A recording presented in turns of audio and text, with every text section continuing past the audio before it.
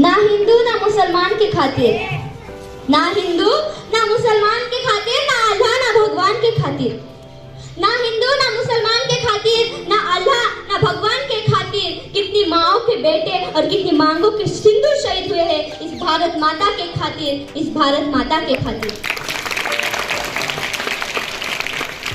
नमस्कार, मी दीक्षा प्रकाश गजबारे, वर्ग 9. आज मी आपल्या समोर प्रजासत्ताक दिनानिमित्त माझे 2 शब्दात मनोगत व्यक्त करू इच्छिते. ते आपण सर्वांनी शांतपणे ऐकून घ्या अशी माझी नम्र कित्येक बलिदाने देऊन त्यांची आहुती वाहून शेवटी अखेरीस हे स्वातंत्र्य आपल्या पदरी पडले. स्वातंत्र्य या शब्दाचा अर्थ फक्त तीच व्यक्ती समजू शकते जिने कधी पारतंत्र्य पाहिले असेल, गुलामगिरी पाहिली असेल. आजचा दिवस प्रत्येक नागरिकाच्या मनात अभिमानाची ज्योत प्रज्वलित करणार आहे. आज 26 जानेवारी म्हणजेच प्रजासत्ताक दिन. हा दिवस आपल्या संविधानाच्या अमूल्यतेचा आणि आपल्या स्वातंत्र्याच्या प्रेरणेचा प्रतीक आहे.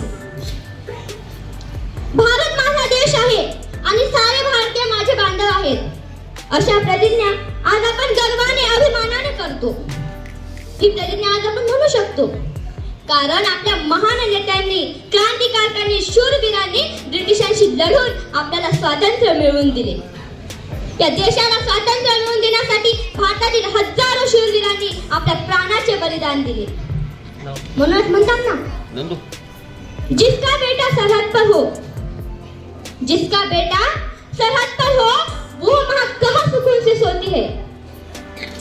जिसका बेटा सरहद पर हो वो माँ कहाँ से सुकून से सोती है. और बेटे की आंखों में भी आ जाते हैं अश्क के मोती है. यह तो देशभक्ति का नशा है साहब, वरना जिंदगी से प्यारी मौत किसे होती है, जिंदगी से प्यारी मौत किसे होती है.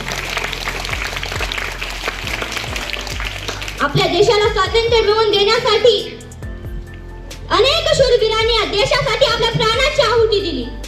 या अन्यायाच्या, अत्याचाराच्या विरोधात डॉक्टर बाबासाहेब आंबेडकर, महात्मा गांधी, पंडित जवाहरलाल नेहरू, लोकमान्य टिळक, सरदार वल्लभभाई पटेल, भगतसिंग, सुखदेव, राजगुरू अशा अनेक शूरवीरांनी आपल्या प्राणाचे बलिदान दिले. आणि अखेर 15 ऑगस्ट 1947 रोजी आपला भारत देश स्वतंत्र झाला. भारताने स्वातंत्र्य प्राप्त केले, परंतु हे स्वातंत्र्य केवळ एक सुरुवात होती. खरा प्रवास सुरू झाला तो 26 जानेवारी 1950 रोजी, जेव्हा आपले संविधान अंमलात आले. संविधान हे केवळ नियमांचे पुस्तक नाही, तर ते आपल्या देशाचे भविष्य ठरविणारे एक मार्गदर्शक आहे. आज आपण या ठिकाणी हा उत्सव मोठ्या उत्साहाने साजरा करतो. आपण सर्वजण खूप नशीबवान आहोत की आपण स्वतंत्र अशा भारत देशामध्ये आपला जन्म झाला आहे. त्या शूरवीरांच्या, क्रांतिकारकांच्या बलिदानामुळे आज आपण सुखी आणि शांत जीवन जगत आहोत. आजचा उत्सव आपण या ठिकाणी मोठ्या उत्साहाने, आनंदाने साजरा करतो कारण आपले वीर जवान तिकडे सीमेवरती स्वतःचा जीव धोक्यात घालून आपले रक्षण करत आहेत, शत्रूंशी झुंजत आहेत. म्हणूनच म्हणतात ना, इतना सुकून से यह भारत ना होता, इतना सुकून से यह भारत ना होता अगर कोई सरहद पर कुर्बान ना होता.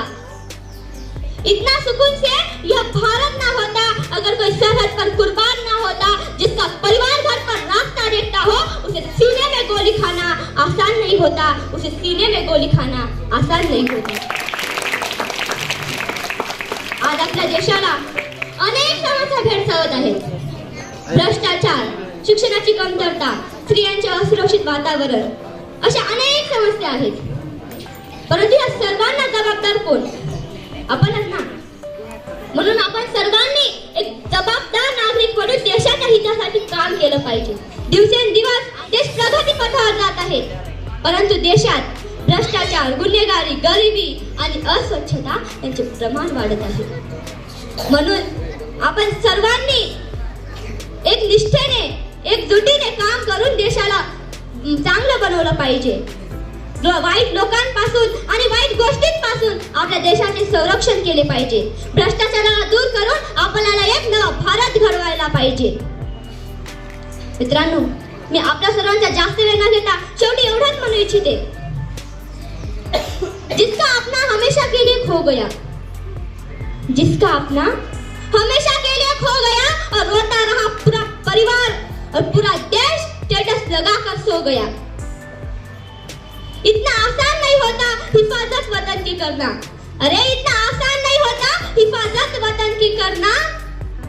सीने में गोली खाना किसी को आसान नहीं होता, सीने में गोली खाना किसी को आसान नहीं होता। रोंगटे खड़े हो जाते हैं, रोंगटे खड़े हो जाते हैं और हम अंदर से डर जाते हैं। रोंगटे खड़े हो जाते हैं और हम अंदर से डर जाते हैं और कहते हैं कि हम सिर्फ एक नौजवान शहीद हो गया और एक नौजवान शहीद हो गया। मित्रांनो, मला फक्त शेवटी एवढंच म्हणायचंय की मुझे ना तन चाहिए, मुझे ना धन चाहिए, मुझे ना तन चाहिए, मुझे ना धन चाहिए। शांति और समृद्धि से भरा देश के ऊपर गर्व होना चाहिए, देश के ऊपर गर्व होना चाहिए। जब तक जिंदा रहूं इस देश के लिए ही जीऊं और जब भी मरने का मौका आए तो याद रखना मेरे दोस्तों, मेरे शरीर को तिरंगा ही बस एक कफन चाहिए, मेरे शरीर को तिरंगा ही बस एक कफन चाहिए। भारत